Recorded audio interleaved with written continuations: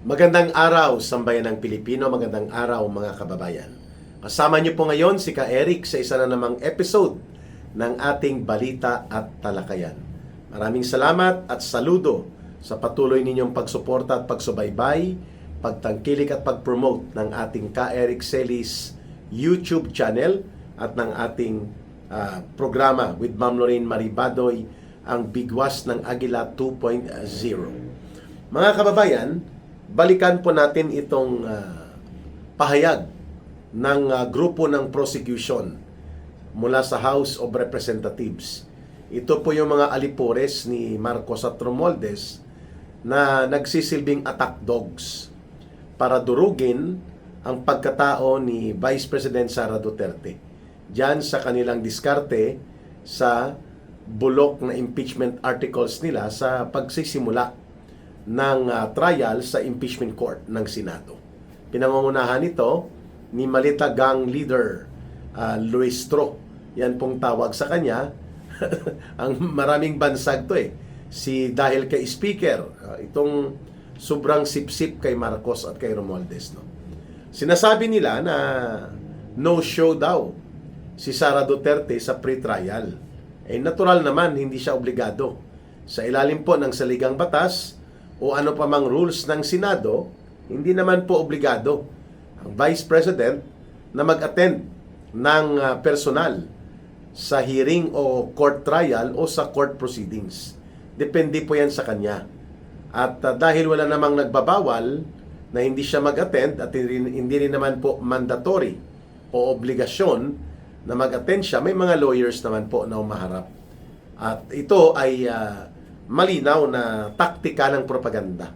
Itong inilalabas ng grupo nila Luistro para palabasin at ihulma sa kaisipan ng taong bayan na walang respeto, walang paggalang si Vice President Sara Duterte sa proseso ng impeachment. Which is not true, mga kababayan, sapagkat una sa lahat, mayroon pong nakabinbin na inihayag na isinampa na paglilinaw na petisyon sa Korte Suprema ang kampo ng Vice President sapagkat muli pong inabuso at lagpas na sa otoridad nila ang ginawa ng House Committee on Justice. Naging kangaroo court mini trial po ang kanilang ginawa para magkaroon ng fishing expedition. Dahil wala naman silang sapat na batayan at ebidensya sa kanilang inaakusa laban kay Vice President Sara Duterte. Yung sinasabi nila na hindi sinasagot yung mga confidential fund, yung mga pangalan at iba pa, nasagot na po lahat yon sa Commission on Audit. At kaya nga, wala namang kaso na isinampa ang Commission on Audit o ang Ombudsman patungkol dyan. Subalit ipinipilit po ng grupo nitong mga prosecutors di umano na si Sara Duterte ay nagkakasala. Pero dahil wala silang ebidensya, nagkaroon sila ng fishing expedition. At dahilan yan para ito ay punahin at tutulan ni Vice President Sara Duterte dahil yan po ay labag sa prinsipyo ng due process of law. Labag din po yan sa prinsipyo ng pagbabawal ng fishing expedition.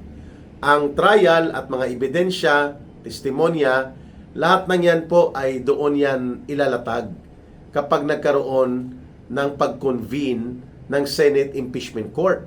Samantalang wala yan sa kapangyarihan ng House Committee on Justice, ginawa po nila.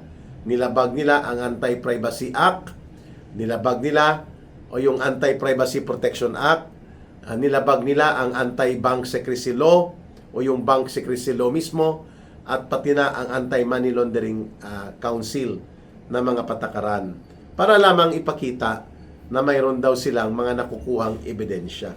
Samantalang, ang sabi sa kanila, i-present nyo yan sa impeachment court at wag gawin na parang ito ay naging isang mini trial.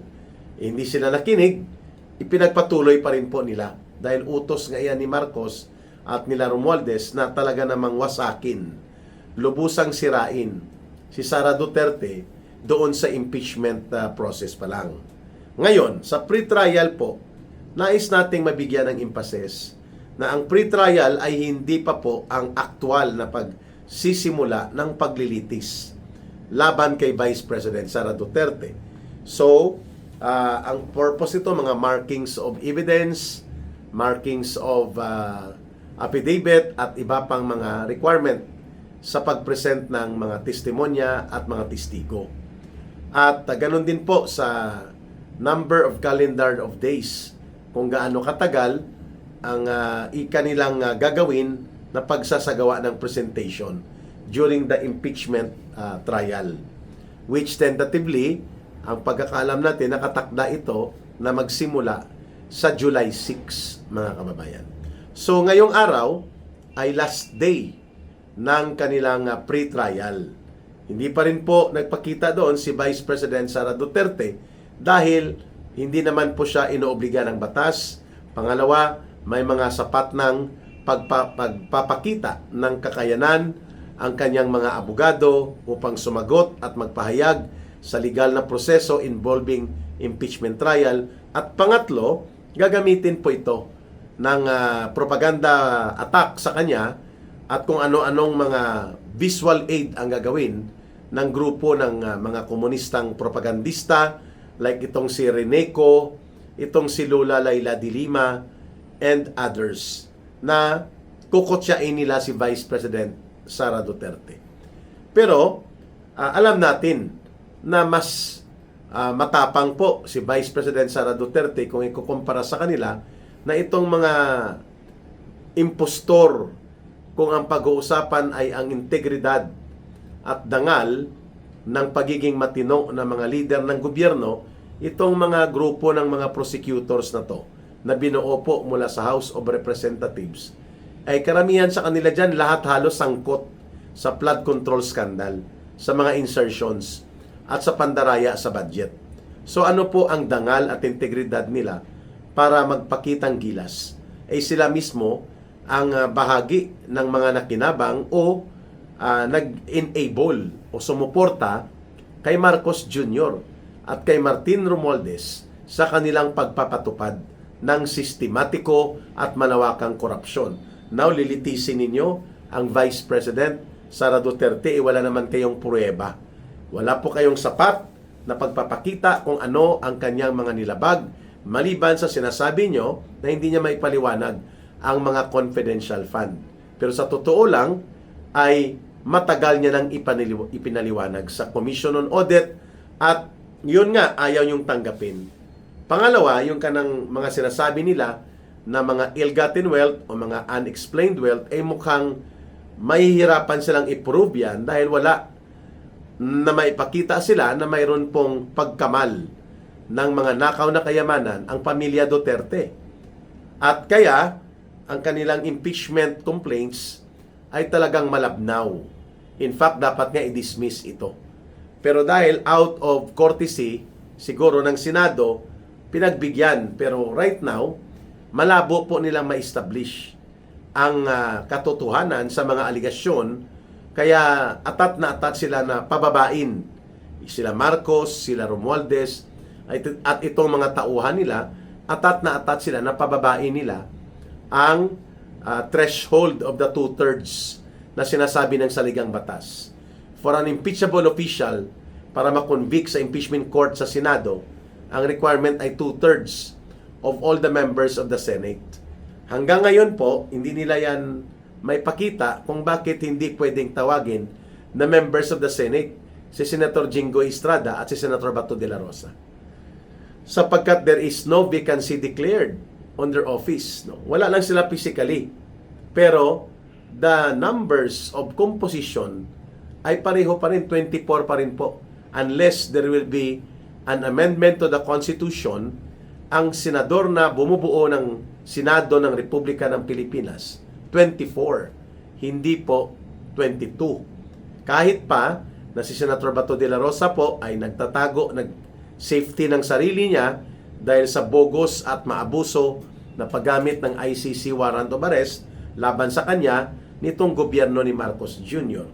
Ganon din po si Senator Jingo Estrada na pinipilit-pit upang siya'y durugin sa impeachment or sa pagkalas sa grupo nila Senator Alan Peter Cayetano at maging bahagi ng sunod-sunuran, nakatali sa liig at nakatali sa ilong ng mga senador ni Marcos Jr.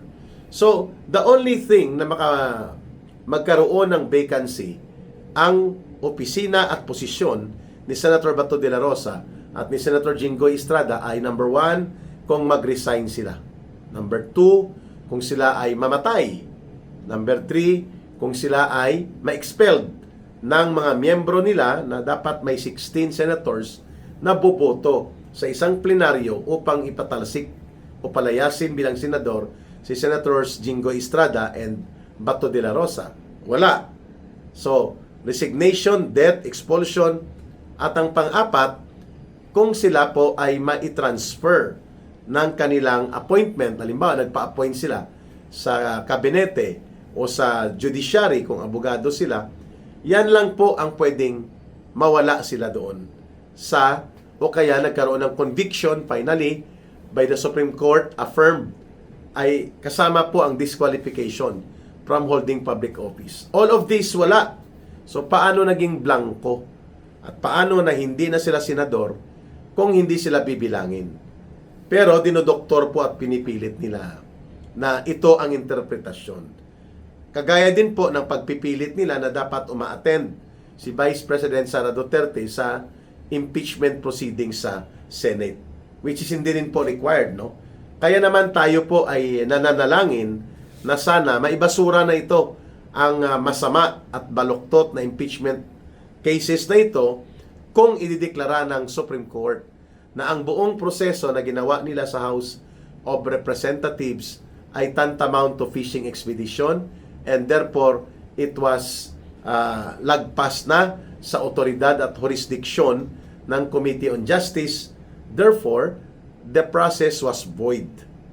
So, hindi na magiging valid muli ang impeachment articles nila. However, in the absence of the Supreme Court categorical decision, mananatili po ang pag-usad ng impeachment trial laban kay Vice President Sara Duterte. Kaya naman, inihahanda na nila Marcos at Romualdez ang narrative na dapat hindi 2/3 based on 24 members of the Senate. Dapat 2/3 of 22 lang.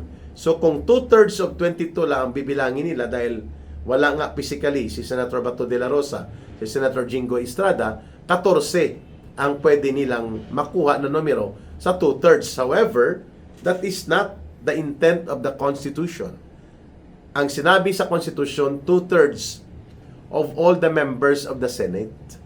Malinaw po yun, wag na nating bigyan pa ng anumang interpretasyon sapagkat nananatili po si Senator Bato de la Rosa at si Senator Jinggoy Estrada na members pa rin sila ng Senate. Therefore, they must be included in the count of the senators. 24 dapat.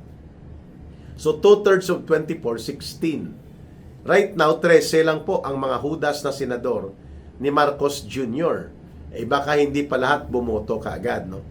Ay dahil ang iba dyan re-electionist, no? For example, si Mig Zubiri baka magpa-re-elect ito, si JB Ejercito. So it will be a very big political disaster para sa kanila kung sila ay mamamarkahan na nakipagsabwatan sila upang tanggalin ang mandato na ibinigay ng 32 million na mga Pilipino na nagtitiwala kay Vice President Sara Duterte bilang pangalawang pinakamataas na opisyal ng ating bayan, ng ating bansa, na ngayon ay pilit tinatanggalan ng kanyang otoridad at kapangyarihan dahil lamang kalaban siya ng gobyerno ni Marcos Jr. So the pre-trial has already concluded today, and nakita natin na marami po sa mga witnesses ayon sa mga iniulat ng mga tagapagsalita ng both the prosecution and defense panel ay may mga magkakapareho silang mga witnesses, may mga magkakaparehong mga ebidensya. Kung papaano po ito i-present at papaano ang sequence niyan, ang unang magpe-present po dyan ay ang House Panel of Prosecutors. Sapagkat sila po ang nag-aakusa at nakasaad yun sa kanilang articles of impeachment ang di umano iba't ibang mga impeachable offenses o kasalanan ni Vice President Sara Duterte. So they have to prove that in an open impeachment court. At tentatively sa darating yon na July 6. Pero marami na po ang mga binanggit ng defense panel na hindi kanais-nais na gustong gawin po ng prosecution team. Una, nais nilang gamitin ang pandaraya sa batas. Kahit pa na may protection ng bank secrecy law at ng data privacy protection, pipilitin nilang kunwari ay gagalugarin nila ang mga income tax return receipts ni Vice President Sara Duterte at ng kanyang asawa dahil may teorya sila na nagkakamal ng ill-gotten wealth o masamang pinanggagalingan ng mga kayamanan o ng kanilang ari-arian na wala silang ebidensya kundi kakalkalin nila doon sa sinasabi nilang BIR income tax receipts. Okay. So hindi ganun kadali gawin yon dahil nga ito ba ay may material na basihan na papayagan na wala silang ebidensya, sila ang naghahanap ng ebidensya pero pipigain nila mula kay Vice President Sara Duterte. Nasasalin naman po lahat ni Sara Duterte sa Statement of Assets, Liabilities, and Net Worth kung ano po ang kanilang ari-arian, anong kanilang pagkakautang. O bakit kayo hindi nyo inilalabas ang inyong salin, ang inyong mga income tax return at mga resibo? Bakit kay Vice President lang? So, dyan palang questionably na yan, mga kababayan, kung papayagan ba na gagamitin ang mga binaluktot na bank secrecy law na pilit nilang iniikutan at iba pang mga transaksyon na hindi tamang sinunod nung nagkaroon ng fishing expedition sa House of Representatives patungkol po dito sa paglabag sa tinatawag na Anti-Money Laundering Act, kung saan mali at mga palpak na datos ang nais nilang i-attribute kay Vice President Sara Duterte. So, abangan po natin kung papaano ikondukta ang naturang mga binabaluktot na approaches ng prosecuting team laban kay Vice President Sara Duterte sakaling magsisimula po ang trial. And then, ang isa pa dyan, mayroon silang sinasabi na under the rules of the Senate, pinapayagan po ang pagpapalabas ng tinatawag na mga surprise witnesses. Ngayon, alam natin na itutulak nila muli ang katarantaduhan at kalokohan na mga pahayag ng scripted at tauhan ni Dilima at ni Trillanes na si Ramil Madriaga. Kung ito ba ay mapapayagan sa Senate Impeachment Court, abangan natin. Marami pa daw silang mga secret or surprise witnesses. So, kung anong rules ng Senate dito, ng impeachment court, ay aabangan natin kasi mayroon ng previous dyan na ruling sa Senate rules on the impeachment court na both sides, ang prosecution at ang defense team can request the impeachment court na paaprubahan ang surprise witnesses kahit na hindi sila initially na-identify during the pre-trial. So, tingnan natin, abangan natin ito kung sino ang mga surprise witnesses. Pero malamang included dyan si Trillanes. Mga bata-bata nila yan eh. Sila Matibag. O, sino pa? Itong si Madriaga. At malamang naghahanap pa sila ng magbibigay laman o corroboration doon sa kasinungalingang sumabog sa kanyang sariling mukha nang ipinresenta si Madriaga sa House Committee on Justice. Abangan natin kung hanggat saan po ang mga surprise witnesses na to na inihahanda nila Marcos at nila Romualdez.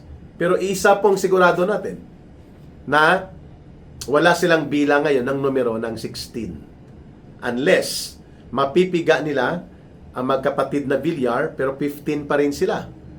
So 16 talaga. So kung ipilit nila na below 16, i-convict nila si Sara Duterte, well, that can be another constitutional challenge that will prevent the Senate from making conclusive decision na implementable dahil i-challenge ito sa Korte Suprema.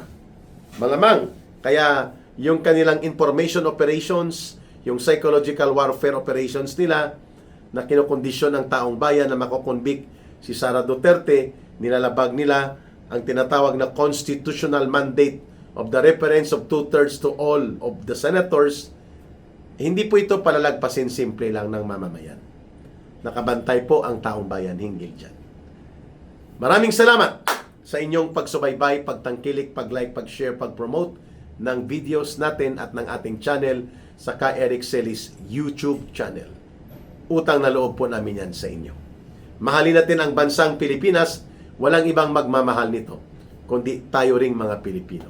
Para sa Diyos at sa Pilipinas nating mahal, may God bless everyone. May Allah will be with those who are Muslim brothers and sisters.